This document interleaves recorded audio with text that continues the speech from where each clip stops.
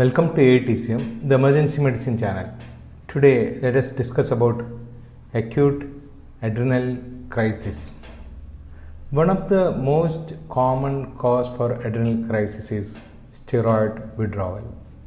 Chronically, patient may be on steroids. Suddenly, due to some reason, if the patient does not take this steroids tablet, he will go to failure state. That means patient will not have adequate steroids in their body and they can develop hypotension, shock, diarrhea, all these things.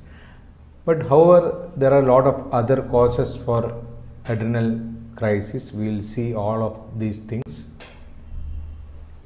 Adrenal gland is a gland situated just above the kidneys. The adrenal cortex, adrenal gland has got two parts, the cortex and medulla. Cortex is a part of hypothalamic-pituitary-adrenal axis, which secretes and regulates a lot of hormones in our body, including adrenaline, noradrenaline, dopamine. Like these hormones try to maintain our blood pressure. It also secretes many types of steroid hormones. They all are important during stressful conditions and they try to maintain our blood pressure. If these hormones are not there, then patient can develop hypotension, shock, and you know that steroids are useful for controlling the inflammation. So inflammation also will become dysregulated if steroid hormones are not there in our body. This is hypothalamic-pituitary-adrenal axis. Hypothalamus secretes corticotrophin releasing hormone. Anterior lobe of pituitary gland, CRH stimulates the secretion of adrenocorticotropic hormones, ACTH. So CRH stimulates ACTH. The cortex of adrenal gland will then produce cortisol in response to ACTH. So these are the hormones produced in our body through this hypothalamic-pituitary-adrenal axis. There are a lot of other hormones also produced through this pathway, but we are mainly concentrating here with cortisol release. So CRH from hypothalamus, ACTH from pituitary that stimulates adrenal glands that produces cortisol. Now we can see the adrenal gland secretions. So there are a lot of secretions like cortex secretes glucocorticoids, mineralocorticoids and sex hormones. Medulla secretes adrenaline and noradrenaline. Most of these hormones try to maintain our blood pressure and it also controls the inflammation.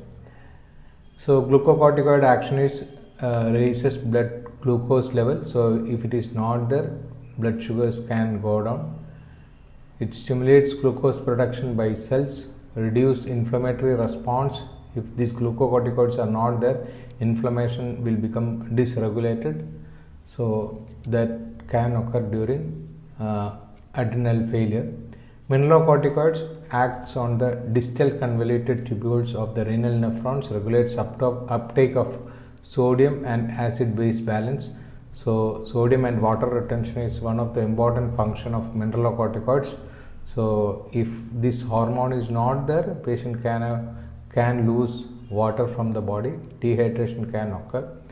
Sex hormones, very small quantities can be secreted.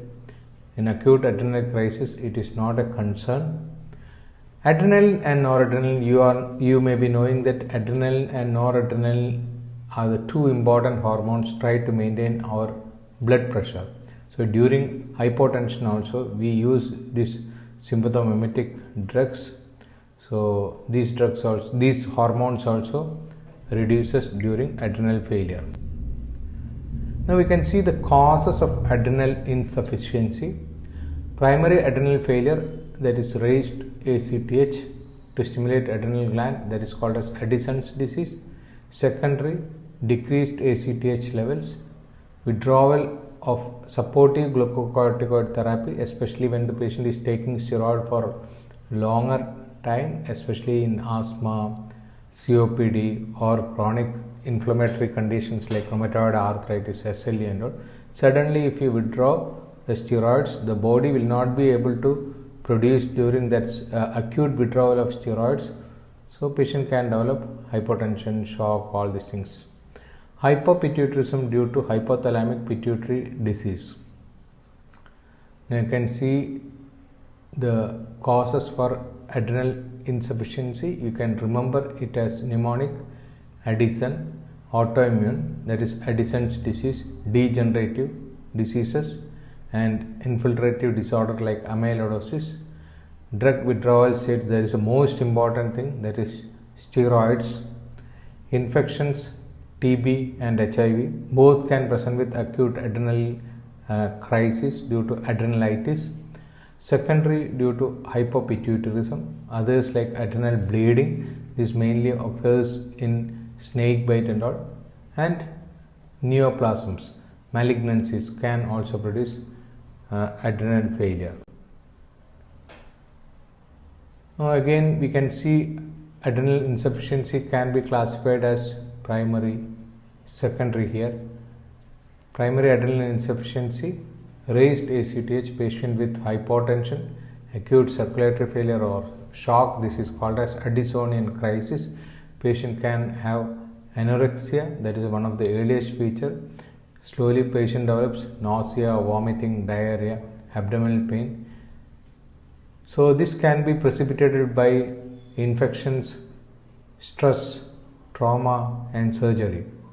Hyperpigmentation occurs due to elevated ACTH levels, and hyperkalemia and volume depletion due to aldosterone deficiency occurs only in primary adrenal failure. Patients with primary adrenal failure usually have both glucocorticoid and mineralocorticoid actions. So they will not have glucocorticoid and mineralocorticoid, so the deficiency can be observed there.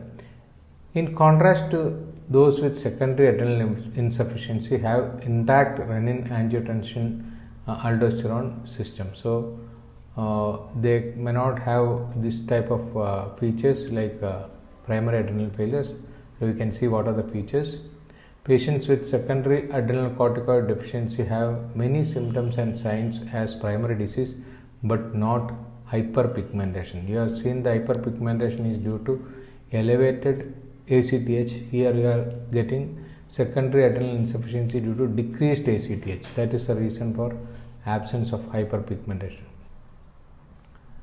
So primary patients with pituitary insufficiency can have multiple hormone deficiencies also. Other features like normal serum potassium can be there in secondary adrenal insufficiency. Now we will see what is Sheehan syndrome. Sheehan syndrome is postpartum acute intrapituitary hemorrhage. So during postpartum period we can get hemorrhages many parts of the body including brain. So Sheehan syndrome is one such condition where patient develops acute pituitary bleed and patient develops adrenal insufficiency. So patient initially presents with reduced breastfeeding, like prolactin deficiency is the earliest deficiency. Then other hormones also will become deficient. So some patients with both ACTH and growth hormone deficiency, patient can have episodes of hypoglycemia. Secondary hypothyroidism is usually a late feature in development of hypopituitarism. Tertiary adrenal insufficiency refers to impaired hypothalamic release of CRH resulting in decreased production of ACTH by pituitary. So there are different types of adrenal insufficiency you have seen. So here it is primary, secondary, tertiary. We have explained all in detail in the previous slides.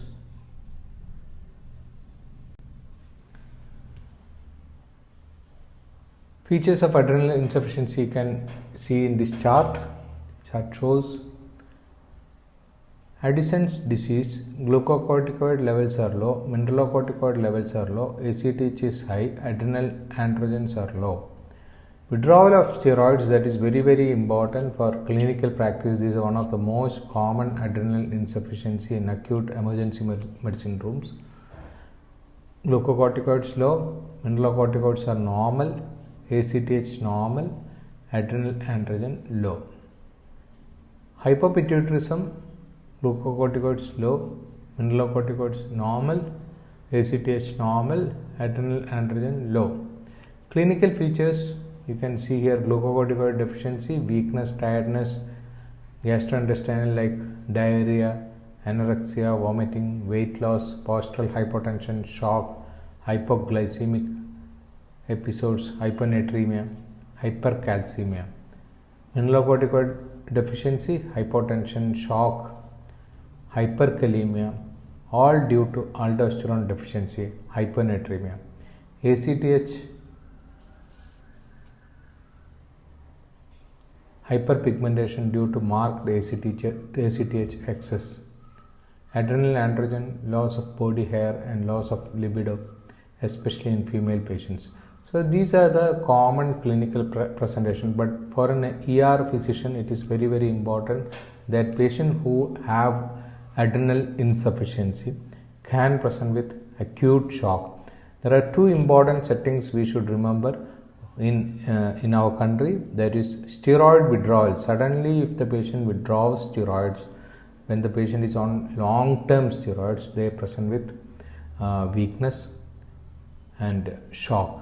Many patients can have hyponatremia also. Another important condition is tuberculosis. Any tuberculosis patient come with acute shock, think that it may be due to tubercular adrenalitis. So the same thing happens in HIV also, and postpartum period also sometimes patient can present with hypopituitarism and hypoadrenalism, but there the most important clinical feature is lack of lactation, not hypotension and shock, but it can occur after some time. Now, adrenal crisis can be precipitated by acute infection or other causes like trauma, surgery, sodium loss due to excessive sweating. Features of adrenal insufficiency you can remember with a mnemonic: lax adrenal, low sodium, acidosis, calcium elevation, potassium elevation, skin hyperpigmentation, altered mental status, depression, refractory hypotension and shock, elevated ACTH, eosinophilia, nausea, vomiting, asthenia, loss of appetite. These are the common clinical presentation. You can remember it as lax adrenal. Another important test which can be done in adrenal crisis: serum sodium is less than 135, it is low. Serum potassium, it can be high sometimes, more than 5 milliequivalents. Then fasting blood sugar can be low, hypoglycemic episodes can occur, bicarbonate is low, acidosis can occur, renal failure can produce elevated urea and creatinine. So these are the common investigations done in adrenal crisis. And serum cortisol also can be done in acute crisis. Now the management part of adrenal crisis is very important for ER physicians. We can think about different scenarios. One is we already discussed that TB with hypotension. Think about adrenalitis. Patient can have hypotension, shock, all these things. Sudden steroid withdrawal after long-term steroid use. Patient can have weakness, hyponatremia. Some patients can have hypotension. Shock is not very common in this type of patients. Another important condition is sepsis with shock. Most of the septic patients can have some amount of hypoadrenalism. If the patient does not respond to initial fluid resuscitation and noradrenaline infusion, and if the BP does not maintain, then you have to think about hypoadrenalism or adrenal failure. So we'll see how to treat this type of patients. So anybody who is having refractory hypotension, you have to think about adrenal crisis in emergency room. So IV fluids are the mainstay treatment for adrenal crisis. 30 ml per kg initial bolus, then infusion according to the BP response, and then start noradrenaline. So any hypotension in emergency room treatment is put 2 large bore IV cannulas, then start IV normal saline. 30 ml per kg can be given. It is something similar to sepsis management in emergency room. Then if the patient does not improve, then we have to start noradrenaline. If the diagnosis of adrenal failure is known, that means if the patient is taking steroids for a long time, suddenly withdrawal from that, if the patient is having TB, suddenly presenting with hypotension without any cause, like that, if we can understand the cause, then you can straight away go for hydrocortisone replacement therapy.